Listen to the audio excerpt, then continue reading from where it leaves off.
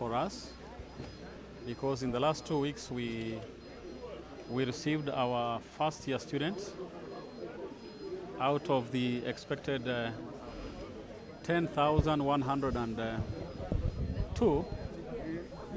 As of Thursday last week, we had received 8,600, and they have settled and they are now doing their studies.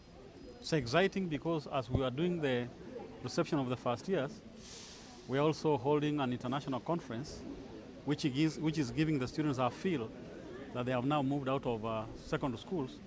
They are in a new environment where they not only just learn, but they also have to participate in research. And therefore, throughout the next 2 days, they'll be able to have an opportunity of seeing scholars exchanging academic feasts here, either physically or online. This is the first international conference organized by the School of Business and Economics here at Kisii, and is looking at the resilience that goes on when it comes to an environment that are not very good for doing business. Environment that not necessarily not good, but those that are not in the normal sense what we have always experienced in the past. Well, during our presentation here, I did mention that a few global events have taken place, and one of them particularly the COVID-19, and to some extent the raging war between Russia and Ukraine have had some impact, and particularly contributed to the need to have business being carried out, especially around soft skills. This is an area where we want to see leadership coming out. This is an area where we want to see people participating in negotiation. I did talk about leadership and problem solving, because even during the COVID pandemic, we saw how people came out very fast to try to get solutions to the problem that there was, and especially now that we didn't have any research that was looking at that issue.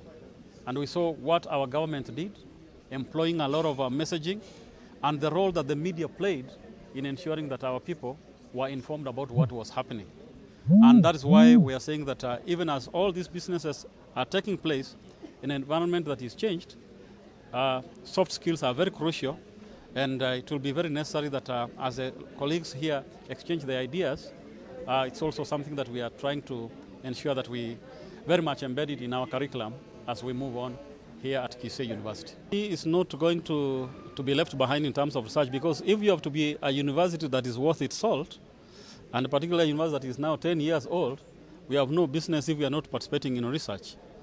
What we have been encouraging our colleagues to do is to do a lot of networking. Remember, that's what we are talking about, a lot of partnerships.